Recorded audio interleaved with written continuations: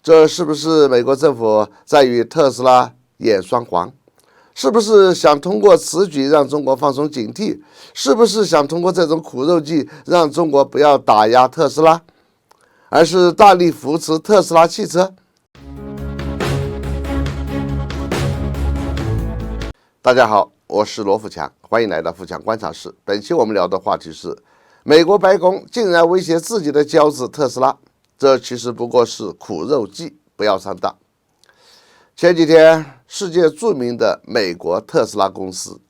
为了拓展业务，在中国新疆开设了一家新的展销厅。没想到此举竟然遭到了美国白宫的威胁和警告。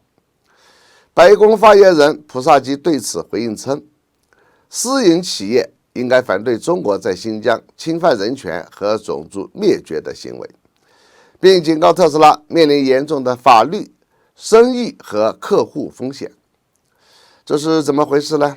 我们中国人当中还有不少人正在担忧特斯拉汽车会收集中国用户的行踪信息。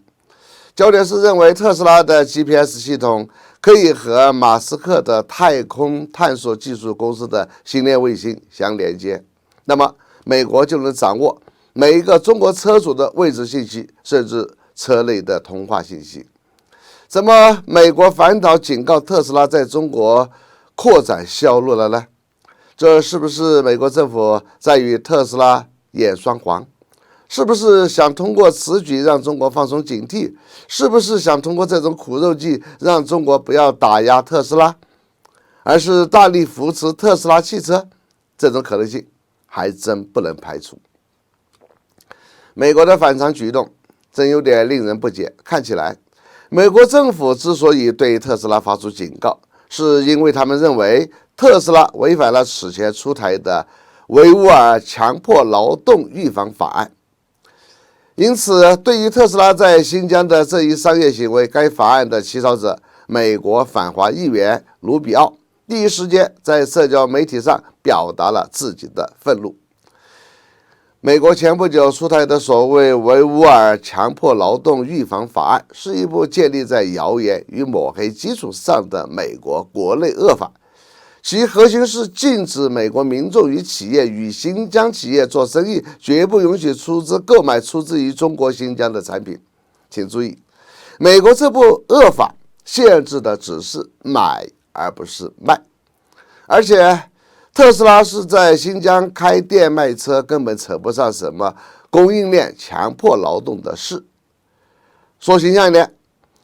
如果说美国真的关心新疆的维吾尔族的生存状态，那么美国向新疆销售自己的先进产品，应该是在帮助新疆的维吾尔族人吧？但美国怎么会反对呢？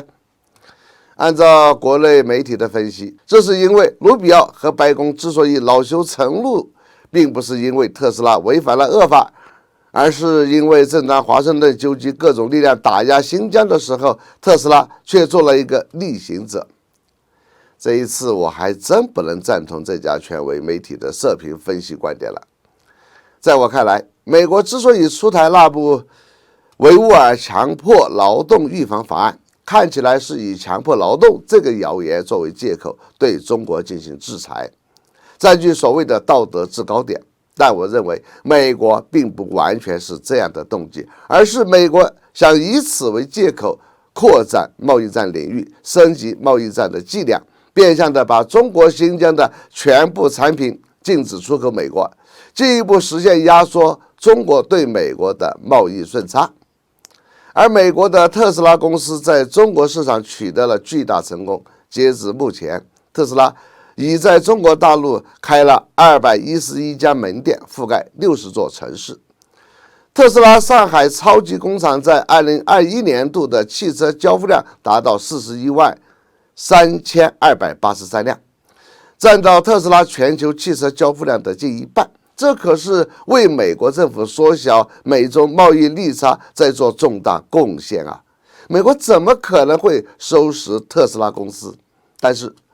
前几天却爆出了马斯克的太空探索技术公司的星链卫星在去年2次接近中国空间站，突破不轨的重磅新闻。